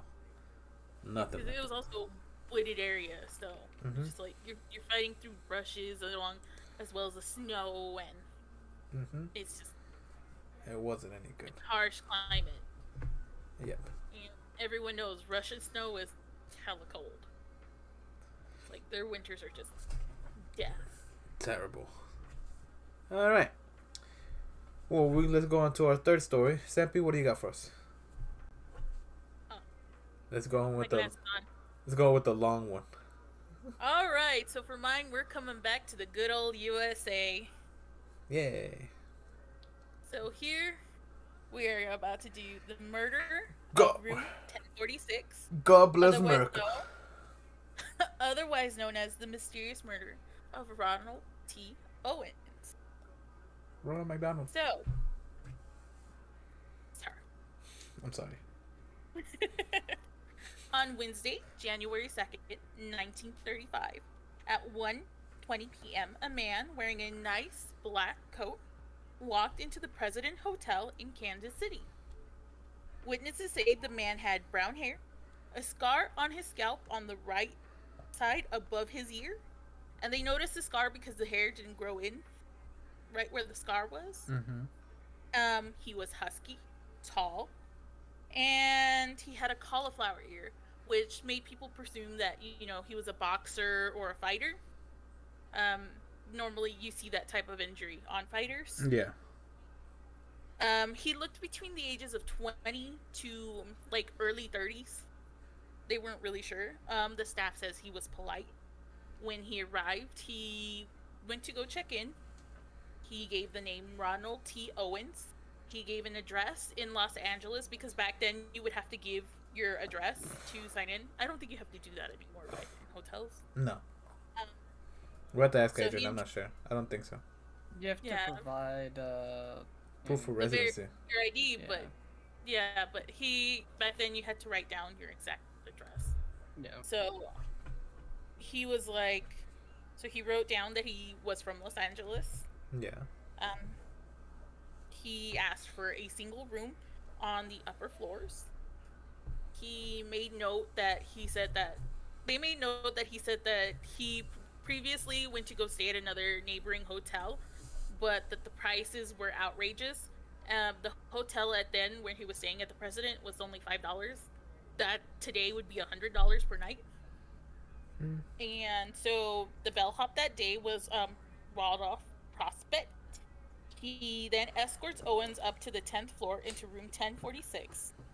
Rodolph notices that Owen has no luggage, but once he takes Owen to his room, he makes notice that Owen pulls out a comb, a brush, and toothpaste from his pocket. Nothing else. The man has nothing else. Another note about this hotel: the only way you come in and out of those rooms is with a single key. Yeah. So you have to unlock it from the outside or the inside of the room. Okay. And that's the only way you get in or out. Yeah. So it's only Room just is the, big. the key that you have, You and have that's to it. have, yeah, the key that you have, there's no internal lock, it's just the key. Hmm. So Rudolph takes him up to the room. He's like, here's your key, sir. He takes notice, he leaves. 5 minutes later, Owens leaves the room and is back downstairs, leaves the hotel. So they make note of that. They're like, okay, that's kind of weird. He just got here. Yeah. He just leaves. They also kind of think it's a little bit weird that, he didn't have any luggage. Yeah. And so, once that they're outside, so, what's my place? Okay, so the next day, the daymaid comes in. Her name is Mary, Septic. She was working on the 10th floor. She was cleaning the rooms, and then upon entering room 1046, she noticed the door was unlocked, so she let herself in. She was surprised to find Owen just sitting there in the dark. The curtains were drawn, and there was only one lamp on. And he was sitting there in his coat on the bed, silent. So she thought it was really strange. And it surprised her because the night before, a woman was staying in that room. And so she Hold on. apologized to him. Hold on. She's So, like, so in the same room that he was in, right, which is 1046, the room that he that he got, there was a woman the night before. the night before there was a woman staying there. Okay. So remember, he left the hotel Uh-huh. that night. Yeah. And so nobody saw him come back in. That's the thing either. Nobody saw him come back to the hotel. So again, this is Mary. She's doing her work. It's probably around like 1 p.m. Yeah. And she's just busy cleaning. She goes into the room. She says it was unlocked, so she was like, all right, nobody's there. Uh-huh. So she walks in, sees him sitting on the bed in the dark, just sitting there. So Okay. again, it creeps her out. She's like, oh my god, you walk in her room, man just sitting there in the dark. Yeah. She apologizes to him. She's like, I'm sorry, I'll go. And he's like, no, it's fine, come in, clean the room. Yeah. So she gets busy cleaning the room. She, like I said, she notices the curtains were drawn. There was one singular dim lamp on. She noticed that he kind of seemed like he was worried or afraid of something. And that's just the manner he gave off. And then after a few minutes, he gets up from the bed and then brushes his hair and left the room. But before he leaves, he tells her, when you're done cleaning, please don't lock the door. I'm waiting for friends who should be here in a few minutes. So she's like, okay, sure, I won't lock the door. Uh-huh. So she continues finishing cleaning, and then she goes to grab the towels so that she can go and wash them. And she grabs the towels, she leaves, carries on with her day. Yeah. At 4 p.m., Mary then brings up fresh towels to the room. The door still remained unlocked, so Mary just lets herself in again. As she enters the room, it's still dark. Owen is now laying there in the bed, fully dressed. Again, she apologizes, says, I'm sorry, I'm just here to bring the towels. He says, do what you need to do. And she notices with the light from the hallway leading into the room Yeah. that there's a note on the bedside table. And it reads exactly quote for quote, Dawn, I will be back in 15 minutes. Wait. End quote. And after she leaves his house, she leaves. And that's the end of the day. Yeah. So now, on January 3rd, the next morning around 10:30, Mary returns to clean the room again. Uh-huh. She finds the room is locked this time. So she assumes Owen is out since, the doors can only be locked with the key. Yeah. So she's like, all right, he's out. Let me go in and clean the room. Again, she finds Owen sitting in the dark on the bed, just staring out. So she's like, okay. This time, though, the phone rings. Owen answers the phone, and she hears him say, No, Dawn, I don't want to eat. I am not hungry. I just had breakfast. No, I am not hungry. And then he hangs up the phone. So Mary kind of takes a little bit of a note of that. Yeah. She continues to keep cleaning the room. This time, Owen is a little much nicer to her. And he's being more talkative. And he's like, asking her about, how about the hotel, about her job. Like, if she's seen any, like, just random talk about, like, the day. Yeah. So she makes note. Again, he mentions how a neighboring hotel he stayed at had a ridiculous price of $10 per stay. Yeah. And how he was so glad he found the president for a cheaper price. So then she's like, okay, she takes the towels, she leaves. She continues on with her work. Again at 4 p.m., she comes up with the clean towels. But this time when she gets to the door, she makes note that she hears two men inside the room this time. That she hears them talking. So she knocks on the door, says, hello, I have your towels. Then she hears a deep, loud, gruff voice say, and again, this is quote for quote, we don't need any. So Mary, hearing that, she's like, she knows this isn't true. Because again, she took the towels. There's no towels in the room. But not wanting to cause confrontation, she's like, okay, I'm just gonna go. I'll bring the towels later. Yeah. So, she goes, continues about her day. So, Owen isn't the only one person on this floor. Just make note that, again, it's a busy hotel.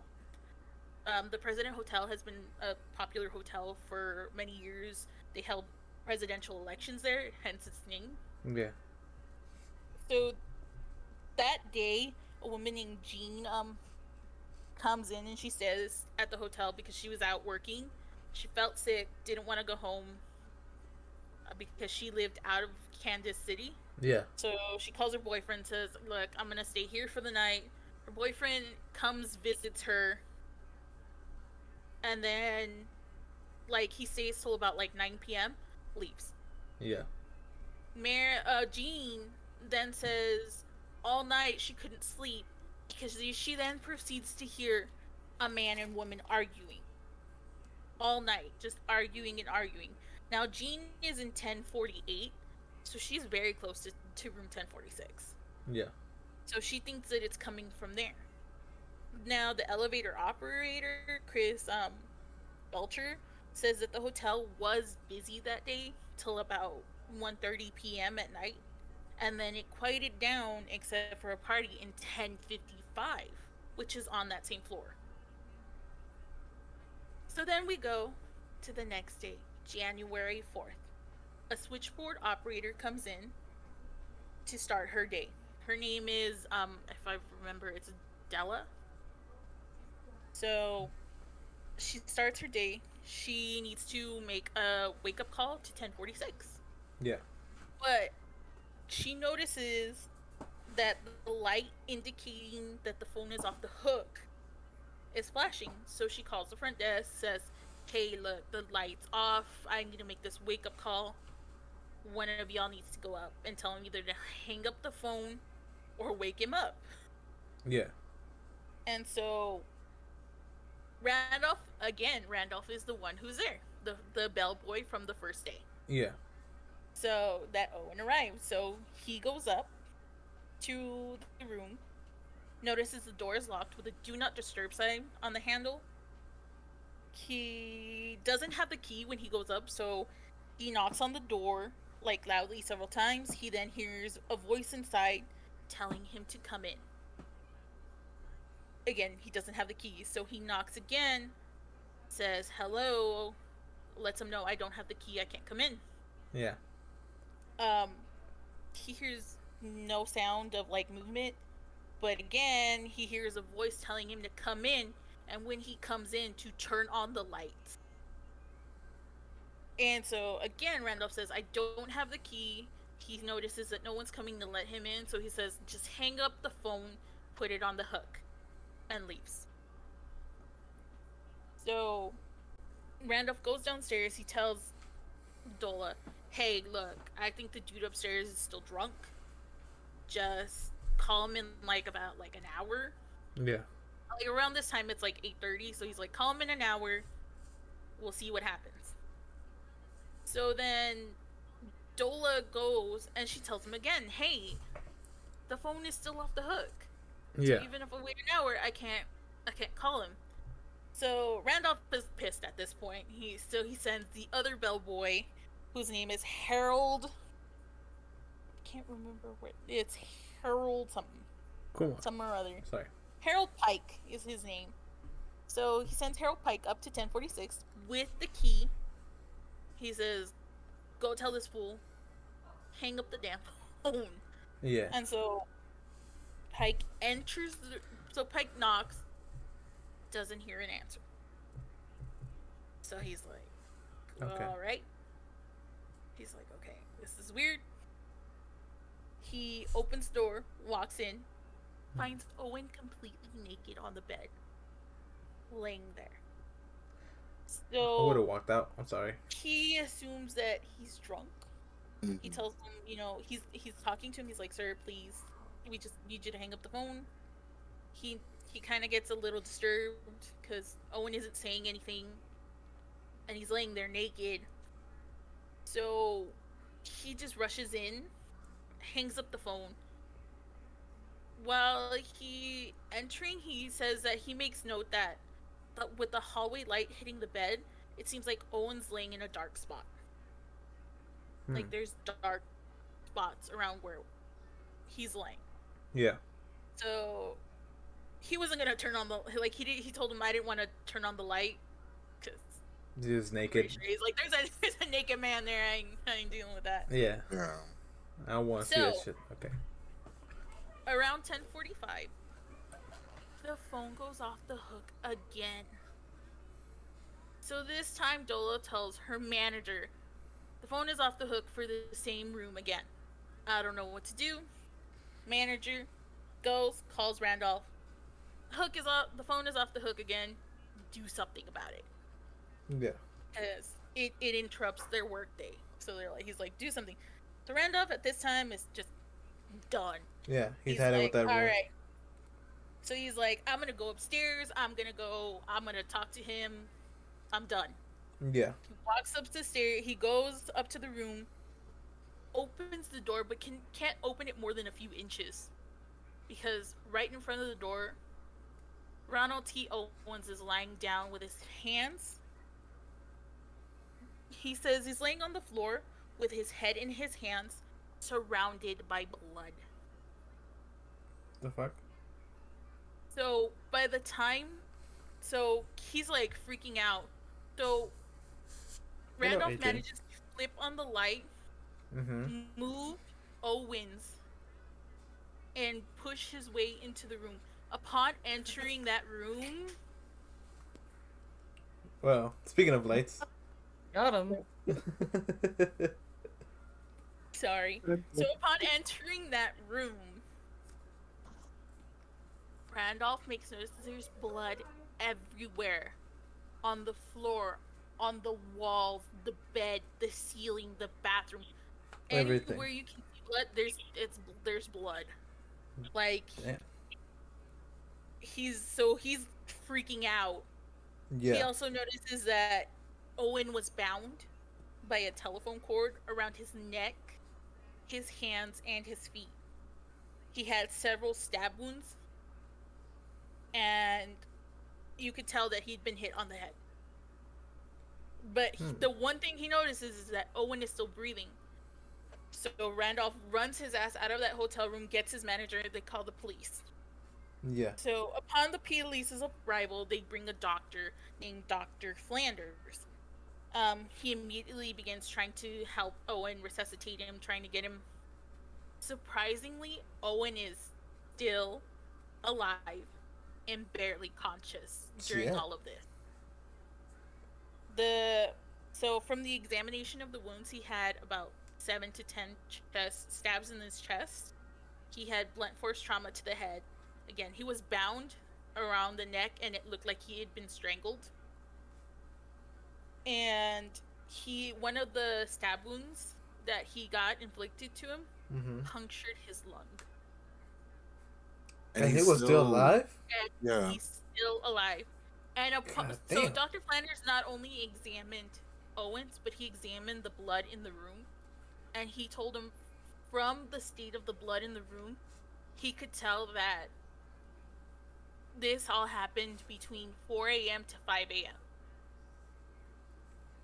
So he's like, there's a lot of, he's like, so there's a lot of time that went by, and the fact that this man is still alive is insane.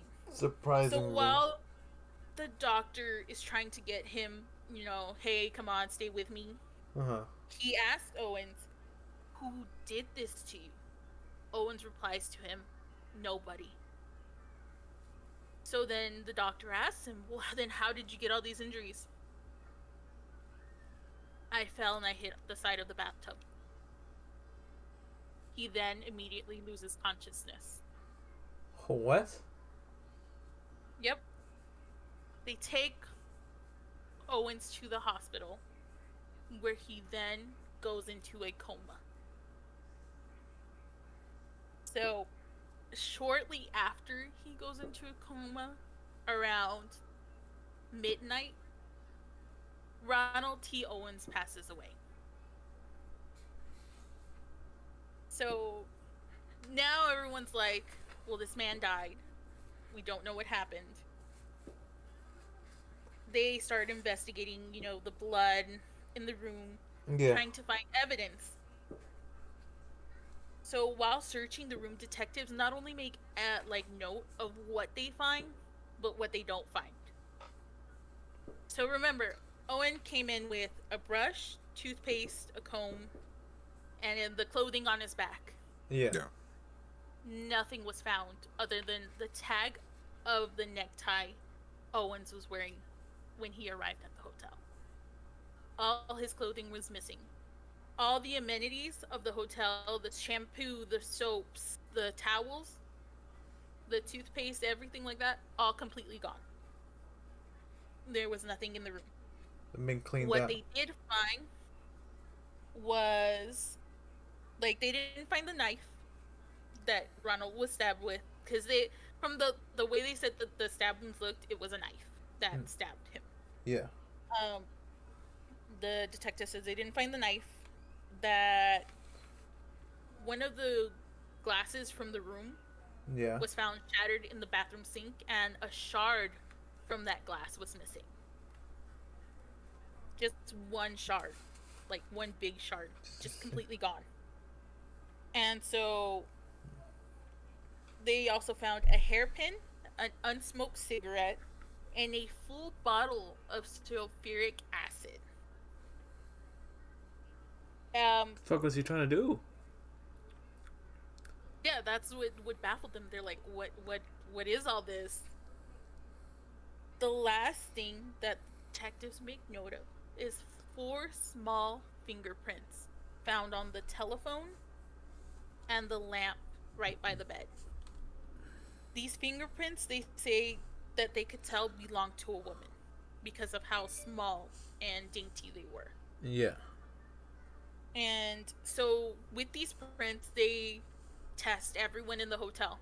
None of them are a match. You have to remember this is the 1930s.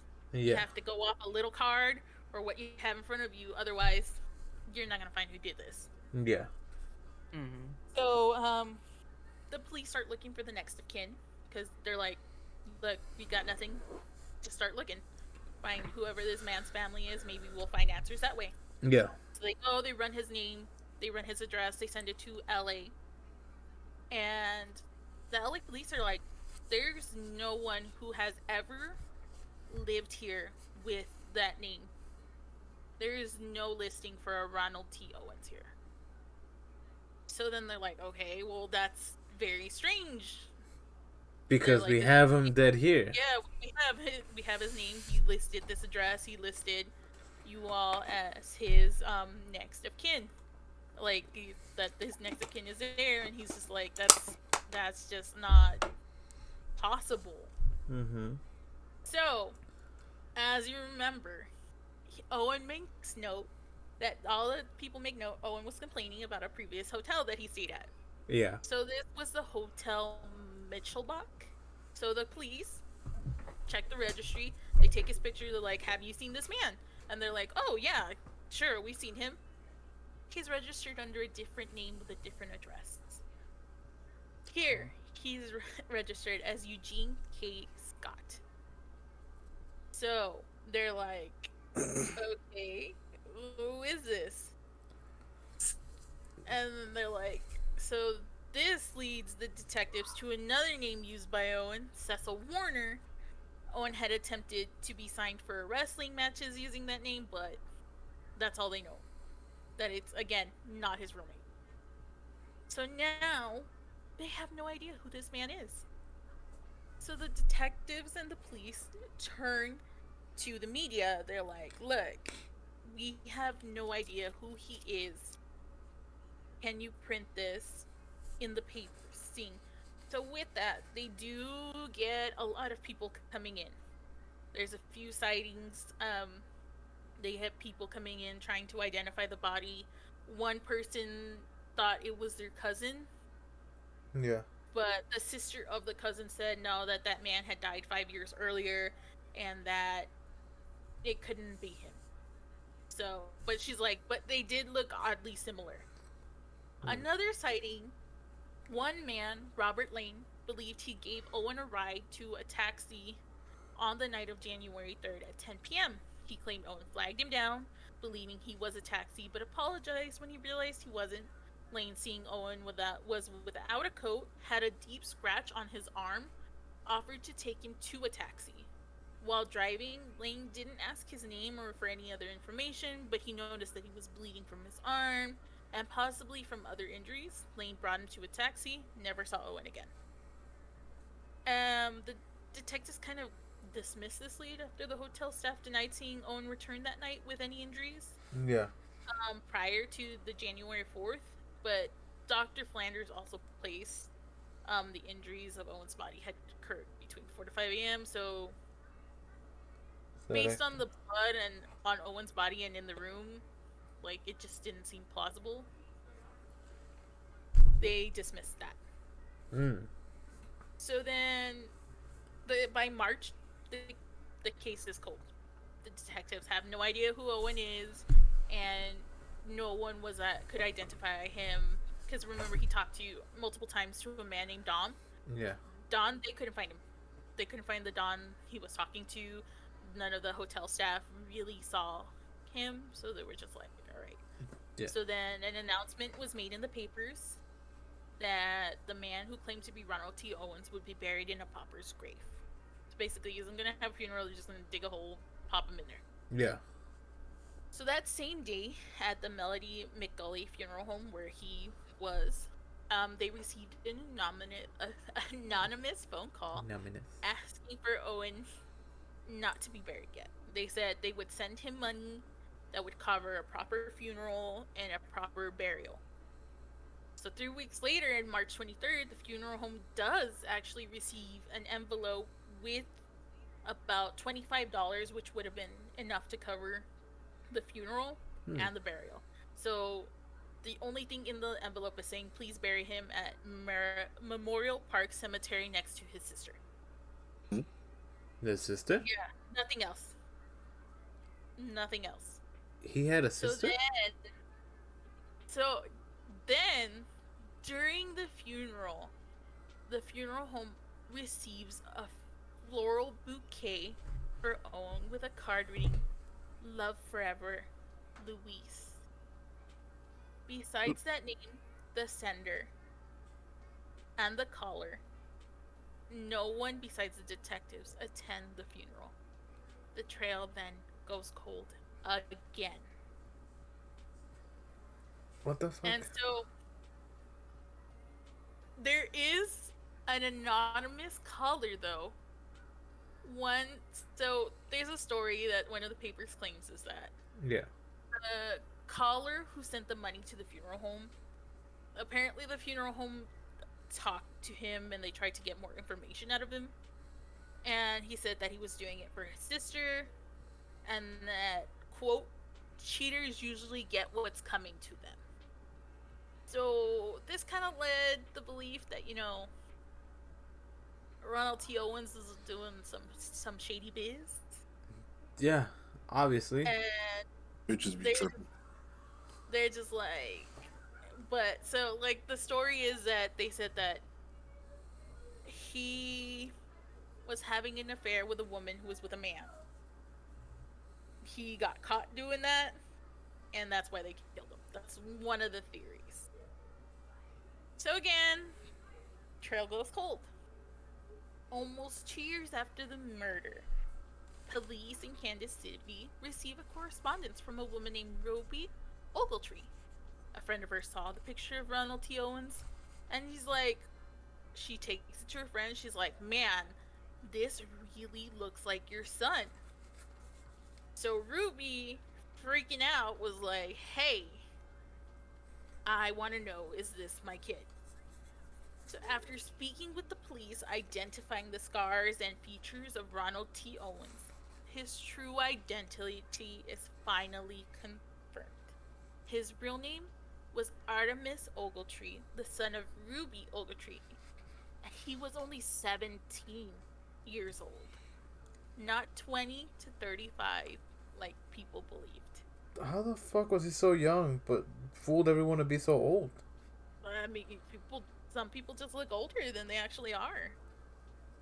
But that So- much older? Shit. So now, despite knowing who Ronald T. Owens now really is, more questions are brought because of this. So Ruby says that Artemis left home in 1934 to travel the country and on occasion would receive handwritten letters from him. But in 1935, she began to receive typed letters. 3 letters were sent to her from someone claiming to be Artemis, despite that He was at that dead. time the murder had already happened. She's already dead. Ruby stated that the letters were not in Artemis's usual slang, so she's like, it doesn't sound like him. And that the last letter she received was from a person pretending to be her son, claimed he was leaving to the US and heading to Egypt. In 1936, before knowing her son was dead, she attempted to try and find him with, she called the Cairo consul, the US consulate in Cairo. Yeah. None of them could find that he had traveled there. So around the same time, detectives were able to confirm that Artemis stayed at another hotel in Kansas City before his death, and that he shared a room with a man, possibly Don, and they think that that is somewhere tied in. So with all that, not only after she received the letters, she gets a phone call from a man claiming to be a friend of Artemis's, and she said that he told her son left home and that he saved his life and he was forever grateful to Artemis, and that he had found a nice Egyptian woman and that he married her, and he couldn't write to her because in the fight where he saved this man, he lost a thumb. So he told him, "Hey, can you call my mom?" Mm. And so she's like, "That's just doesn't sound right." So again, the case goes cold. And honestly, to this day, they have nothing else. They think that so one of the theories is that Don might have been like a mafia boss, that he just got in some trouble. Because again, this is when gangsters were a thing in the 1930s. Yeah. The This is when Dawn sends his regards. this is when mobs were at their like height. So they think that he was sleeping. Either he was in a relationship with the woman, or he was in a relationship with Dawn, but cheated on one of them, and that's what got him killed. But then it's like, what's with the sulfuric acid? Like, that's the one thing, like, where people are like, okay, well, maybe that's where it came in. Because, again, they couldn't find fingerprints anywhere except for this lamp and foam. That's true. They could have used the sulfuric acid to kind of clean up the whole area, make sure there was no prints left behind. They said the major thing that mob bosses used to use back then was sulfuric acid. So, with all this being there, that's the end of the case of Room 1046, aka the mysterious murder of Ronald T. Owens, aka Artemis Ogletree. That's fucking. Well, it's a wild trip of a fucking murder. That shit's so fucking weird. Just Like, from the there's beginning. just all these small details that, because it's really funny, because a lot of these details, they're like, this man wasn't significant, Yeah. but he gave off this vibe where they had to pay attention, because they're just like, is Yes. something up with this dude? She's like, listen Like, to me, but who was locking his door? Yeah. Like, who was locking him in? Who was Don? what was he into that? They kept hearing, who was the woman who left the fingerprints? Where Why did all was his he stuff go? sitting in a room by himself with the lamp on? Yeah, like, why was he just sitting there in the dark? Like, none of it makes sense. And like, at first they're like, oh well, maybe he committed suicide, but with the way the wounds are inflicted and the way his hands were bound, You can there's tell there's no no way. plausible way it was suicide. Yeah, because, I mean, for it to be suicide, one, you're already tied up as it is. Mm-hmm. Like, you can't just say that, oh, I'm just gonna, cause these wounds to myself. Because you can also tell the way you cut into yourself. The angle and everything about the entry point is significant. So to this day, you can still go and stay in the President Hotel, but they've now No. renovated it. So they renovated so you can't stay in that room anymore. Like, they can give you a general area, but it's all been renovated. Yeah. They would knock the whole place down and get rid of that And room. then Fuck renovation. another theory Delete the though floor. is that Delete the people floor. think that this murder didn't actually happen. What? That's another theory. Oh, Think okay. This murder didn't come into the light until the 2000s. Where did it come from? A man was sent, a reporter was sent a bunch of articles in Yeah. a box from the Kansas News, and he published them because he thought, why isn't anybody like talking about this? Yeah, why doesn't anybody know this? And so when people try and get in contact with this person, he doesn't respond. So they think it could just be all made up by this one man, this one reporter. The way the internet works, I could Because see it. back then you really couldn't. But then again, back then you really couldn't keep that much, especially for small. Back then, Kansas City, small city. Yeah. They Yes. wouldn't really keep the articles. Like, a lot of the time, they get lost, they get burnt, Yeah. water damage. They weren't kept. Transportation, Like, all that good stuff. It's really hard to find things like that. Yeah. So they're just like, so for people, it's hard to find, and they're like, well, why can't we find anything else about this person? Then again, you really don't know who this person is, what he did. It's all fucking weird because again, like you said, like this person is just an everyday person, but he made it to where he demanded attention, to where So even if you make this, even if this is all made up, the amount of creativity and thought process into all of this is like a lot. this man should be writing books. Man It- probably is writing books. Probably. No, they say it's just some reporter from some paper. That's all they said. That's all. Like, I mean, they mentioned his name, but no, he's not like anyone big. Disney. Anything like that. I mean, Like, a lot of people wouldn't even know he's associated with this. well, there's also you would think, right, that if this actually happened, that there would be a paper trail from like the police and everybody else there. And that's why the one, like I said, it was one person I saw that like looked into it, like hardcore looked into it, Yeah.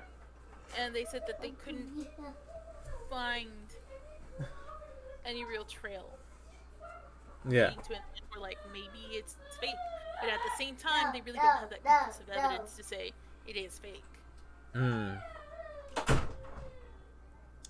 There was some damn. So continues the mystery of Ronald T.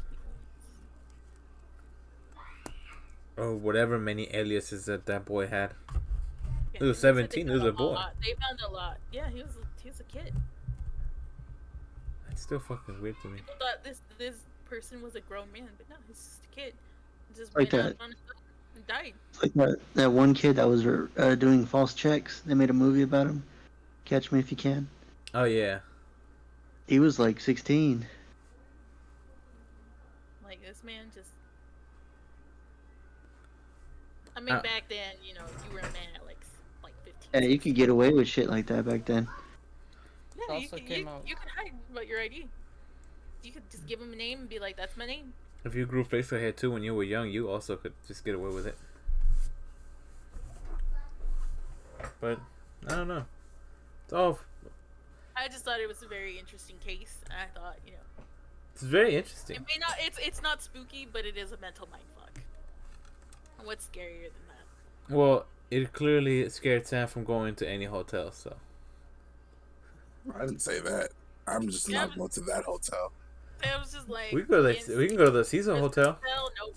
Yeah, let's go to Cecil. They reopened it. Yeah, it's reopened. It's called the It's Stay now. reopened for- yeah. Good. It's reopened for people to stay in. Oh, Nah. good. I don't want to be in the tank. Be in the tank. Okay, Tie fine. you to the Or bed. worse. I don't know. Either way, I'll have David tie you to the bed. Thus. you can fucking try. You better yet, Sampy, you no, don't know how I'm- big this man is. No, I will be thrown. I will be thrown across the room. You will see me in the other room. Ayo. It's fine. We'll just take a trip down to Goatman's Bridge. It'll be alright. no. Stop giving me the douche. I'm not gonna do none of that shit. I haven't gotten you to Like, do it. I just keep Either way, inviting don't you. put that thought in my head. Like this whole season. Like fuck it. Like I'm just here, but fuck it. But what about after the season? Will you do it after the season? No, We'll go Never. We'll go for Christmas. What It'll get pretty we'll late. Why? do is, That's not a Christmas gift. what we'll do is we'll be like, hey guys, let's go take a trip. Let's go do this. We're I'm gonna go down. Where we at? Oh, we gotta make a pit stop real quick. I'm gonna find spooky shit for I'll Uber Colorado. home. I will. I'll I'm Uber home. I gonna don't care find. where we at. I'm gonna I'm find Ubering home. spooky shit for Colorado. I ain't gonna tell y'all shit. Sam's like, I'm not doing shit with y'all no more. Pretty I much. ain't going nowhere. I'm staying home. I know where we're going now, so I'm No. gonna find. Arlington has like a bunch of scary shit too. To do. That's fine. I stay away from it. That's cool. Like One of I'm the- thinking Good about reaction. yourself. That's fun. like legit, y'all have one of the most haunted hotels. Okay. Do we? in Arlington. Yeah, I think Okay. the St. James is in Arlington. I know where that one's at. I think I know where that one's at. I think I've seen it before. Oh, there's a lot of shit going on too with the new the highway, Sam. So What's going on with the highway, bro? besides the fact that they tried hard to not disturb the cemetery that's right there close to it. Man, that shit happens in my town every day. Y'all can Yeah, come with down the here rat. for Halloween. You're talking about where the loop is? Yeah, Yeah, the new loop Yeah. and all the Yeah. the new intersections. Yeah, yeah, they're Yep. trying hard not to. I just realized that. God damn it. You know what? I hope those ghosts realize that they're in the Grand Prairie side, so they're like, oh, we'll go over to Grand. Fuck that. you're too far from us anyway. So the one. Hey, that's fine. That's fine. That is fine. What we need to do is just go hide in the back of his truck in his SUV one night. Nope. All my massage stuff is in there. Good luck. You don't have any fucking space. There is no space. That is the space. Or tapping on his window. I just heard. Guess what? I just heard tapping You on my get window back like a up. little while ago. That's why I turned around. Is that why you were like looking around? Yeah, cause I heard like popping at first, and then I take off my one of my ears, and I just hear. Let's see, you guys have the Screaming Bridge at River Legacy Park. Oh, I've been there. Legacy Park, I've been there a couple times. Lost Cemetery of Infants, Don't care. Go. Arlington Music Hall, and Ripley's Believe It or Not. The music hall is haunted. Wait. Yeah. Which The- music hall? The one Arlington downtown. Music One. Hall. Yeah. Yeah, it's the one. It's the one. The one in front of the library, right? Fred is the name of the ghost in residence owner Gene Collins has come to know at Arlington Music Hall, Arlington's 65-year-old downtown music venue. Mm-hmm. Not only did she couch sounds, but invisible beings moving on the stage with her own ears. But she's seen countless others, and employees have seen the ghost. They're dead serious when they tell you the lights have come back on and off, and that Howard Ball of the theater next door neighbor's Babe Chicken Diner House, says that he has also seen some strange occurrences, including Fred himself walking up to him and asking to look around the restaurant, and says that he used to live there. You wanna go to Babe's Chicken next time we hang out? But Yeah. so But Apparently. that's it. he's It's like, I'm not literally going to right- that music hall no more. That's fine. Look, Have the you been? ghosts ain't crossing the road. I know from fact, ghost watchers they're bound to a certain place, and But they they can't say go that up. it's a good But it says that it ghost. goes into Nice Babe's ghost. Chicken. Oh, it's nice. Casper. He's gonna be my friend. Yeah. He's gonna go on an adventure. No, fuck The that. ghost Fred. said he lives in Babe Chicken. Yeah, he Okay. travels Yeah, from he- the I music hall thought- to Babe's no. Chicken. Yeah. Stampy just said I'm at the good. end. I'm good.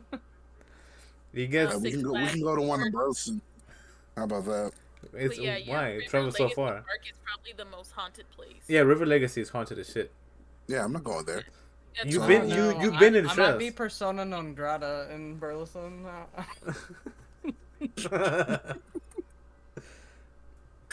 Either way, no. Like you've seen the bridge, right, at River Legacy on the trail. Nope. Have you not been on the trail?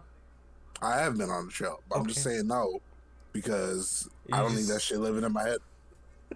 You So- refuse to accept their reality. I refuse. I know it's a reality, but as soon as I say yeah, it's exist. No, It's gonna I don't know that back. bridge. Okay. You Well, don't it's know. funny enough. It's not even there anymore. It's been destroyed forever ago. It's been knocked down Oh, forever good. ago. Yeah, Oh, good. but you can Like, still better. see the huge care. concrete beam in the middle, and you can see where it leads off to the other end. I stood there, like I stood at the edge, like where the bridge would begin. Most of downtown Arlington is also haunted. Yeah, in most of downtown Arlington. You also have that Old Post Chapel I don't know. at Arlington National Cemetery. Oh. Wakefield High School. Wakefield. Like that. Wakefield High School. Hmm. Arlington Hall. And that's about it. Y'all have a few. Cool. Now Yeah, Sam they knows what say to that avoid.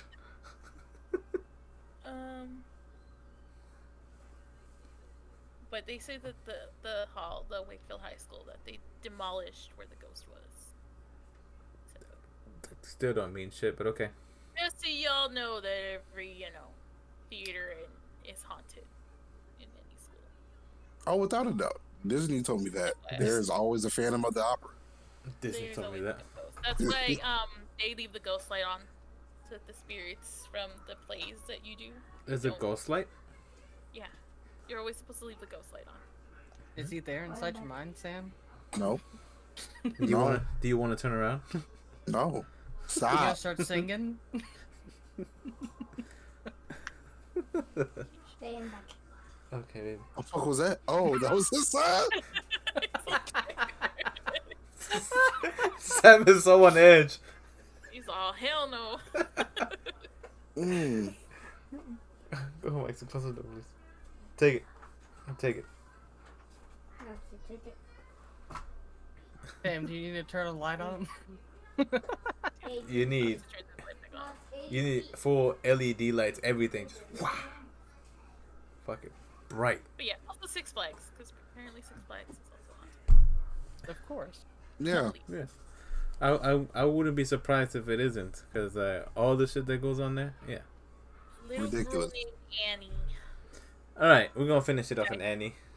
All right, everybody. This has been another episode of Mismatch Misfits.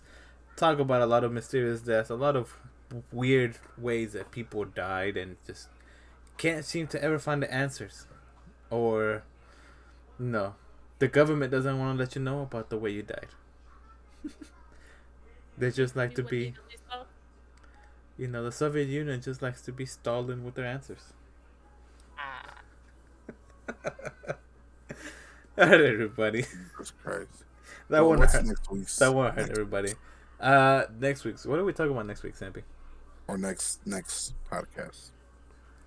Well, me, I get a pick. Yeah, yeah. I honestly not sure.